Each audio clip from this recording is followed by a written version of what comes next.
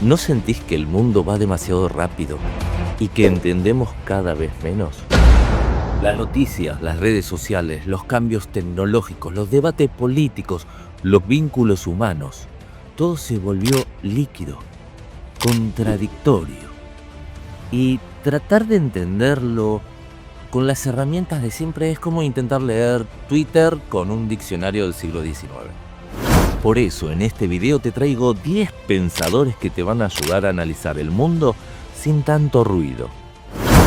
La idea central es preparar a tu mente desde la filosofía, la psicología, la semiótica, para que puedas ver aquello que el ritmo acelerado en el cual vivimos no te deja pensar.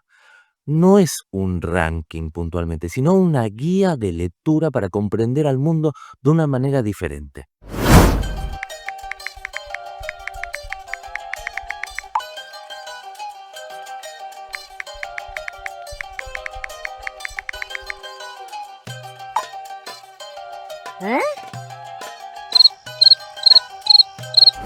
Si alguna vez te pasó eso, no te preocupes. Le pasa a todo el mundo. Hoy, con esta guía, vas a poder entender lo que compartir y no repetir como si fueras un loro ilustrado. Son ideas que sí vas a poder aplicar en tu vida, en tus vínculos, en tus redes, o al menos en una conversación que valga la pena. El ranking va del 10 al 1. Y vamos a comenzar con autores que son muy accesibles, que te permiten tener un panorama mucho más amplio. Y luego vamos a ir entrando a aquellos que te hacen fruncir el ceño o el alma.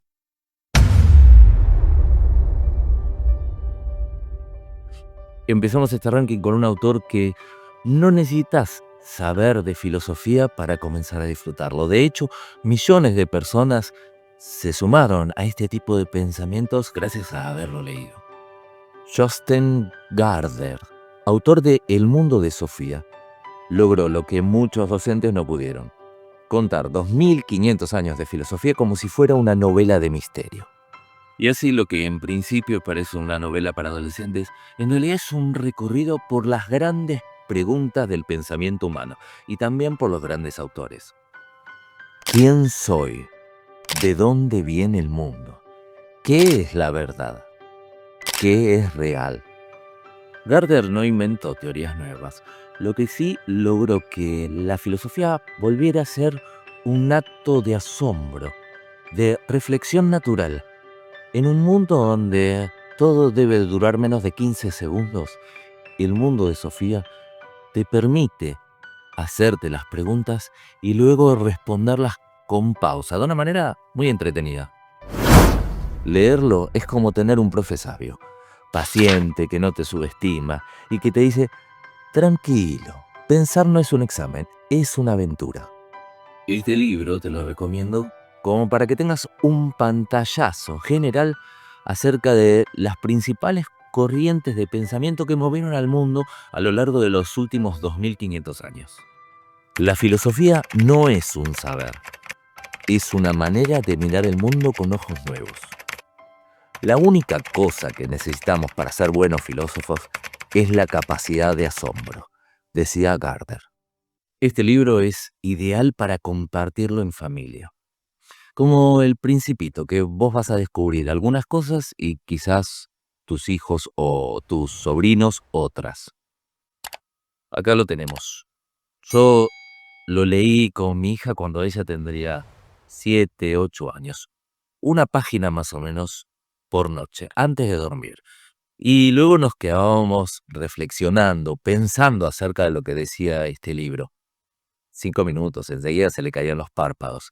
Pero le encantó, porque le disparó preguntas que son esenciales, tanto de esa edad como de adulto. A los dos nos gustó. Tanto es así que tenemos un gatito al que ella lo llamó Platón.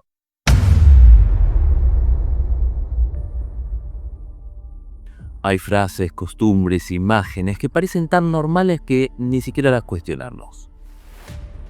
Pero Roland Barthes se dedicó a una tarea que en principio pareciera difícil: mostrar que muchas de esas cosas naturales en realidad son construcciones culturales. En su libro Mitologías, Barthes analiza cuestiones cotidianas como el vino, una revista, el catch, una inundación en París, y revela que detrás de cada acto que parece natural hay una ideología disfrazada. Te iba a mostrar el libro, pero lo presté y nunca más volvió. El libro Mitologías es de 1957, sin embargo las cuestiones que plantea son bastante actuales. Resulta ideal para abrir los ojos a lo que antes dabas por obvio. Cuando decimos que el amor todo lo puede, o que la patria es sagrada, o que la carne argentina es lo mejor del mundo, ¿estamos pensando por nosotros mismos o estamos repitiendo y reforzando mitos? El mito moderno no es un cuento de hadas, es un discurso que naturaliza lo cultural y esconde lo ideológico. En este libro, Barthes te da una lupa para que puedas observar aquello que creías entender y a la vez te genera una sospecha constante. ¿Qué hay detrás de aquello que nos muestra? El mito transforma la historia en naturaleza. Todo sucede como si la imagen provocara naturalmente al concepto, explicaba Barthes.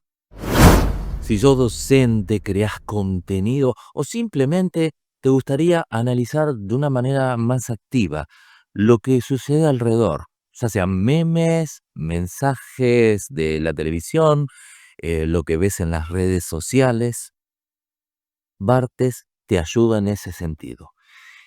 Y antes de terminar de leerlo, hacete esta pregunta. ¿Qué cosas te parecían naturales y ahora ya no podrás ver igual?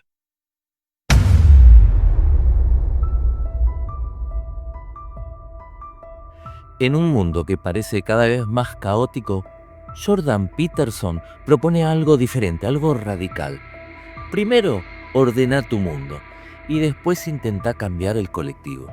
A Peterson lo odian, lo siguen, lo cancelan, lo aplauden, pero lo cierto es que su mensaje llega a millones, especialmente jóvenes que sienten que no tienen norte.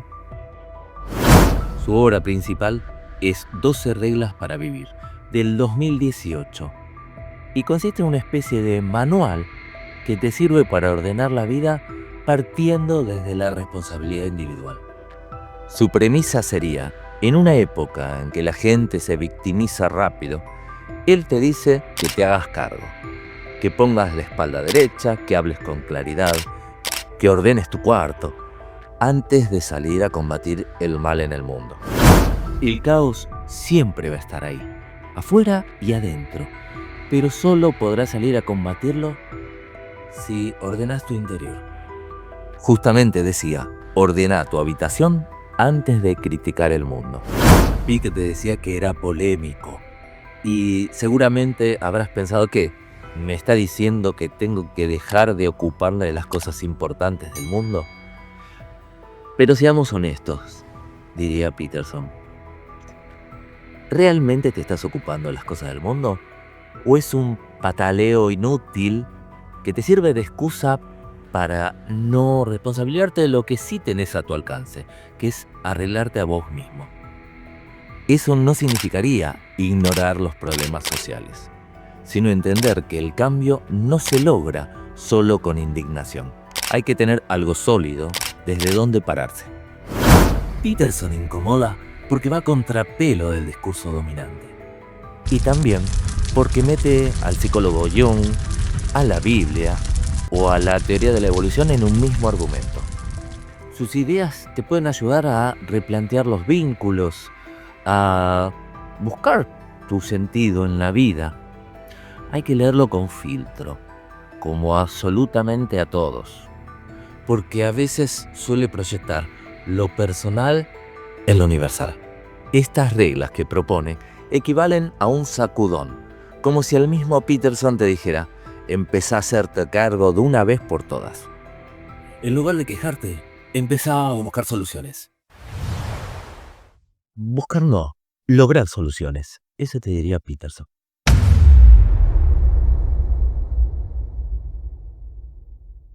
Vivimos rodeados de pantalla, Nos informan, nos emocionan, nos conmueve, nos enojan, pero pocas veces nos detenemos a pensar cómo nos transforma ese entorno. Marshall McLuhan fue uno de los primeros que se planteó ese problema y decía, el medio no es solo el canal, también es el mensaje en sí mismo. Su obra clave fue Comprender los medios, de 1964. Requiere una lectura intensa, pero visionaria. También puedes empezar con El medio es el mensaje, que es más visual. Si McLuhan viviera ahora, te diría, no importa lo que mires en TikTok.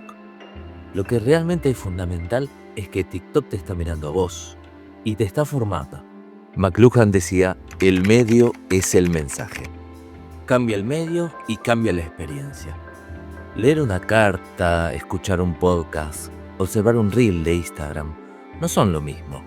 Cada uno de ellos cambia tu forma de pensar, de sentir, de actuar. McLuhan no analiza el contenido, te pide que mires el contenedor. No qué decís por WhatsApp, sino qué significa que tus vínculos dependan de WhatsApp. Para él, los medios son extensiones del cuerpo. Pero a la vez, esas extensiones nos amputan algo, la memoria, la profundidad, las sensaciones. Registramos todo, menos lo que sentimos. Es decir, la pregunta que flota al leer sus textos es, ¿estás usando al medio o el medio te está usando a vos?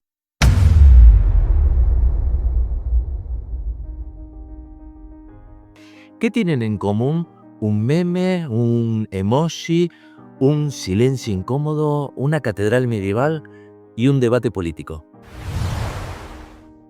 Humberto Eco te diría, todos son mensajes, todos son signos, todo comunica. Esperabas un remate gracioso, bueno, no se me ocurrió.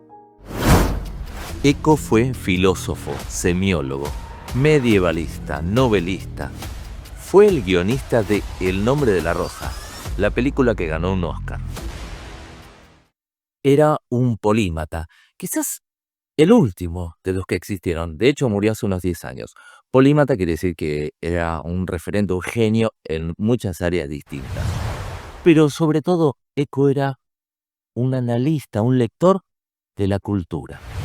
Tiene muchísimos libros, algunos muy complejos y otros que apuntan al público en general. De los más accesibles, te puedo recomendar Apocalípticos e Integrados o La estrategia de la ilusión. Esta es la estrategia de la ilusión. Para mí, de los mejores que he leído, porque te hacen pensar, al igual que Barthes, que analiza situaciones cotidianas. Bueno, Eco recorre distintos lugares, ve películas y todo lo transforma en elementos de análisis. Su visión, desde el aspecto semiológico, sería: vivimos en una jungla de signos.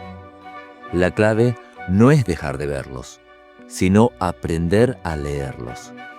Eco te hace desconfiar de todo, de las palabras, de los gestos, de los medios, pero también te invita a disfrutar de la lectura, porque te da la sensación que estás resolviendo un misterio, por ejemplo en sus novelas.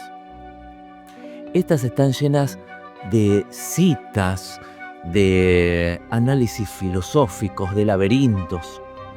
Al respecto, una vez le preguntaron si se sentía más académico o escritor. Y respondió: cuando quiero decir algo complicado, lo digo en una novela. Cuando quiero decir algo simple, lo digo en un ensayo. A veces, el entretenimiento explica mejor que la teoría. Y Eco lo entendía perfectamente. También decía que el lector ideal es un modelo inventado por el texto. ¿Cómo es esa frase? No se entendió, te la explico. Cuando comenzó este video, Hubo algunos espectadores que le dieron clic y al ratito se fueron porque quizás no eran lo que estaban buscando. Vos, en cambio, continuás hasta este momento. Entonces Eco diría que formás parte del espectador ideal, aquel que construí en mi cabeza antes que le dieras clic, porque pensaba que te va a gustar este tipo de contenidos. Aprovechando esto, acordaste de suscribirte y de darle like a que te gustar. Hay un montón de videos para pensar. Bueno, volvamos a Eco. Él decía, todo el tiempo y en todo ámbito estamos dando mensajes. ¿Cómo es eso? A ver, vos, del otro lado, ¿qué mensaje estarías dando? Y te digo que sí. ¿Por qué? Porque cuando le diste, por ejemplo, play a este o a otros videos, a partir de ahí, YouTube tomó ese mensaje y construyó, por ejemplo, un perfil de tus intereses. Fíjate que era un mensaje. Y si lo dejabas de ver, también era un mensaje. Todo comunica. No podemos dejar de hacerlo.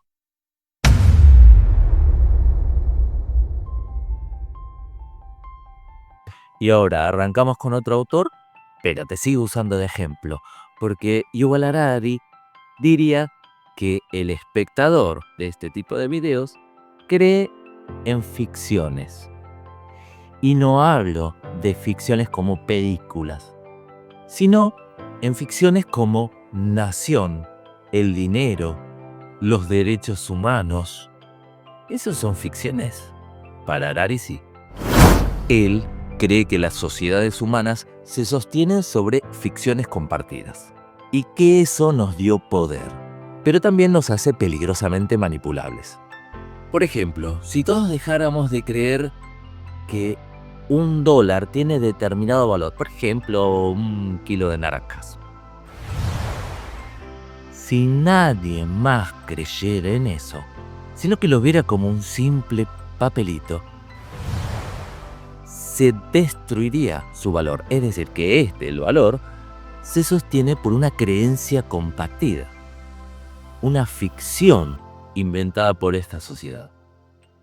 O pénsalo así, un país existiría como tal sin que alguien lo narre y otros lo creyeran. El libro más famoso de Harari es Sapiens, del 2011. Se trata de una historia accesible, con tesis provocadoras. Otro de los conocidos es Homo Deus, del 2015, y aborda el análisis del futuro como terreno de riesgos éticos y tecnológicos. Recientemente sacó Nexus, que todavía no lo leí y por lo tanto no puedo darte mi opinión.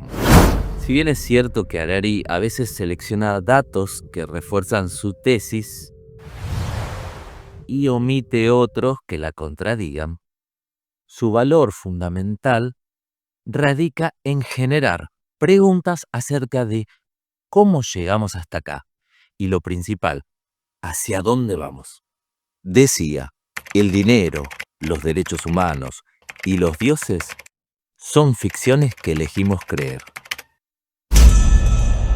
Para Harari, la historia no es solo lo que pasó, es más bien cómo elegimos contarnos lo que pasó y qué estamos dispuestos a creer juntos. Resulta ideal leerlo si querés una visión panorámica del ser humano, desde la biología evolutiva hasta las inteligencias artificiales. Pero no lo tomes como un dogma, es un historiador que también narrativiza. Y te dejo una pregunta para que la plantees a medida que lo vayas leyendo. ¿En qué ficciones seguís creyendo? ¿Y qué pasaría si dejáramos de creer en ellas?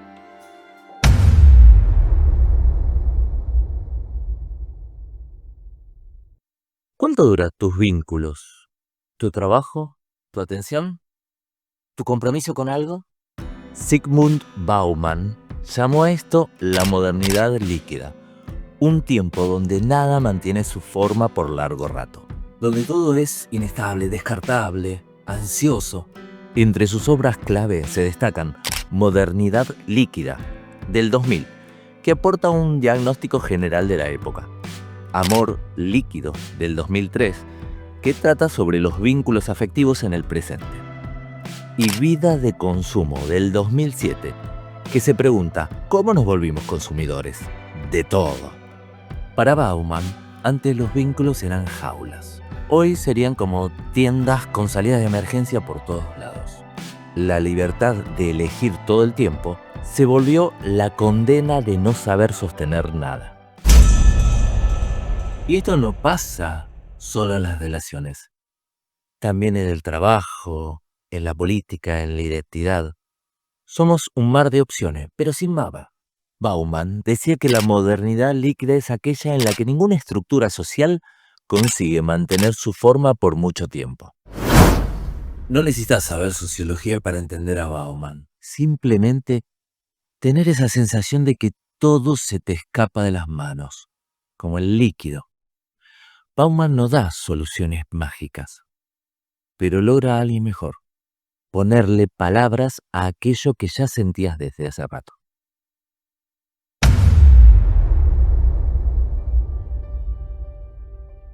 ¿Alguna vez te arrepentiste al toque de una decisión? ¿Elegiste algo porque parecía más fácil, más urgente o más popular? Bueno, Kahneman diría que no fue tu culpa del todo, porque tu cerebro tiene dos sistemas de pensamiento. Uno es rápido, automático, emocional, el otro lento, lógico y perezoso. La mayoría de nuestras decisiones son tomadas por el sistema rápido. Y luego aparece el lento para justificar esas decisiones que ya tomamos. Pensar rápido, pensar despacio, del 2011, es un clásico de la psicología cognitiva y la economía del comportamiento.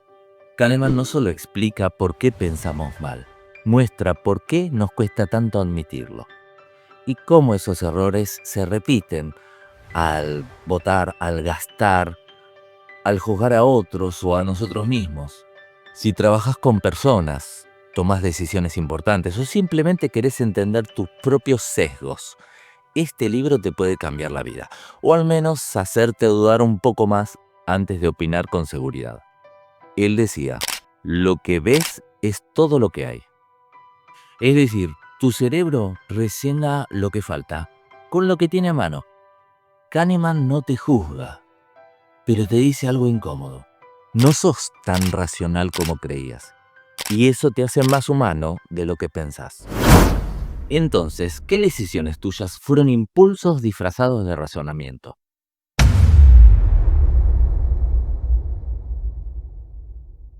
¿Alguna vez sentiste que no eras bueno para algo solo porque no encajabas en el molde escolar? Howard Gardner revolucionó la psicología y la educación con una idea simple, pero potente. No hay una sola inteligencia, hay muchas. Ser inteligente no es solo sacar buenas notas en matemática o en lengua. También puede ser entender a otros, moverse con gracia, crear imágenes, componer música o conocerse a uno mismo. Probablemente ya hayas escuchado hablar de las inteligencias múltiples. Esa es la idea central por la cual se lo conoce. Entre sus obras clave están Estructuras de la mente, de 1983, donde formula la teoría, y La educación de la mente y el conocimiento de las disciplinas, en el cual su enfoque es más aplicado al aula. Gardner identificó al menos 8 tipos de inteligencias: la lógico-matemática, la lingüística, la espacial, musical, corporal, interpersonal, intrapersonal y naturalista. Y hay quienes suman la existencial y la digital. Si trabajas en docencia, en crianza, en recursos humanos, en creatividad, Gardner te replantea cómo evalúas y cómo motivas. Es más útil pensar en inteligencias múltiples que en una sola inteligencia. La escuela tradicional premia a quienes se ajustan a una lógica específica. Gardner te invita a ver y valorar lo diverso y a dejar de pensar que alguien no sirve solo porque no encaja. La pregunta que te vas a hacer al leer a Gardner es ¿cuál de esas inteligencias no te dejaron desarrollar? Y antes de llegar al puesto número 1, quiero que conozcas a dos autores, dos pensadores, que toman esas ideas de Gardner y las llevan a otro plano. Por un lado, el de la educación, por el otro, al de la creatividad, y también se meten con la neurociencia y el cerebro. El primero de ellos, quizás lo reconozcas porque sus videos en una charla TED se hicieron muy, muy famosos. Tienen más de 1 millón de visitas. Es Sir Ken Robinson, quien llevó estas ideas al plano de la educación y lo toman educadores, estudiantes. Sus obras clave son El Elemento del 2009, que te explica que cuando el talento encuentra la pasión, aparece la plenitud. Y el otro, Escuelas Creativas, del 2015, que es una propuesta para transformar el sistema educativo. La charla que te comentaba, la charla TED, es La escuela mata la creatividad y tiene tantas vistas porque pone en jaque al sistema educativo. No todos aprenden igual y si no valoramos la creatividad, estamos perdiendo talento todos los días. Muchos niños brillantes piensan que no lo son porque lo que hacen bien no es valorado en la escuela. Robinson no solo plantea el problema, sino que ofrece salidas para que la educación no apague aquello a que vino a despertar. Y antes de llegar al puesto 1, se viene el otro autor, que es argentino. Y va a ser tu camino de entrada a la neurociencia. Pero no te asustes, porque apunta al público general. Él es Stanislaw Banrach. Y el libro más conocido es este, Ágilmente. Ágilmente, del 2013, es un bestseller local sobre cómo entrenar el cerebro para pensar, sentir y crear mejor. A partir de investigaciones en neuroplasticidad, propone ejercicios y reflexiones para romper automatismos mentales y emocionales. Dice que el cerebro puede cambiar y la creatividad no es un don, sino una habilidad entrenable. Decía también, tu cerebro cree todo lo que le decís, así que más vale que empieces a hablarle bien. Si sos curioso, creativo o estás buscando reinventarte, Ágilmente es un libro ideal, además muy fluido y entretenido, y habla en argentino. Hemos visto a dos autores con dos estilos, pero con una misma apuesta. Conocer cómo pensamos es el primer paso para transformarnos. Y ahora sí, llegamos al puesto número 1, que no te habla de creatividad y realmente no es estimulante, sino que te mete en un análisis profundo sobre el sufrimiento, la alienación y el poder. Llegamos al puesto número 1.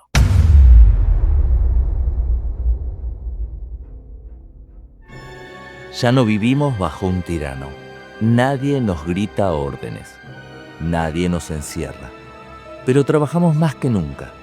Nos exigimos ser felices, productivos, únicos.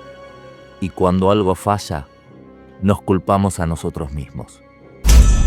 Para Byung-Chul Han, el filósofo surcoreano, la opresión no viene desde afuera, sino desde adentro de nosotros mismos. La hiperconexión, la positividad forzada, la cultura del rendimiento, nos convirtieron en lo que él llama el sujeto de rendimiento. Entre sus obras clave podemos citar La Sociedad del Cansancio, del 2010. Es cortito y demoledor. Psicopolítica, del 2014, que se basa en que el poder ya no reprime, seduce, y no cosas, donde explica cómo nos vamos metiendo a un mundo virtual. No vivimos en una dictadura, pero los algoritmos saben más de nosotros que nosotros mismos. Y nuestra libertad se convirtió en autoexplotación. Han sostiene que nos estamos explotando a nosotros mismos creyendo que nos estamos realizando. Sus libros son cortos, de unas 100 páginas más o menos.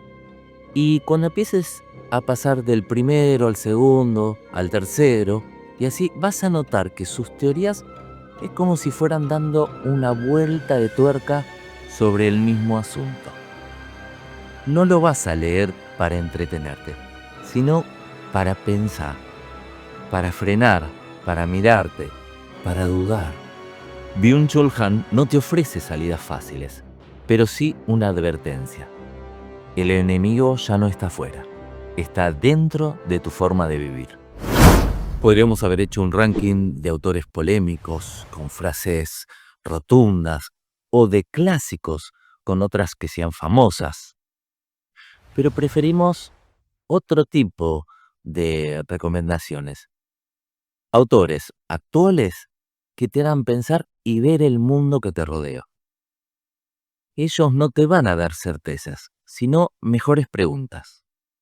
Algunos te invitan a ordenar tu mundo interior, otros a mirar el caos de la sociedad con más lucidez. Algunos conectan con tus emociones, otros con tus sesgos y algunos con tu capacidad de decir, esto no lo había pensado así. Porque pensar no es un lujo, es una forma de resistir al ruido, de construir sentido y en una de esas de transformar algo. Ahora te toca a vos. ¿A quién sumarías al ranking? ¿Qué autor te ayudó a comprender mejor el mundo de hoy o a conocerte más a vos mismo? Pensar duele a veces, pero la ignorancia duele más. Te dejo pensando y te leo en los comentarios. Buena semana.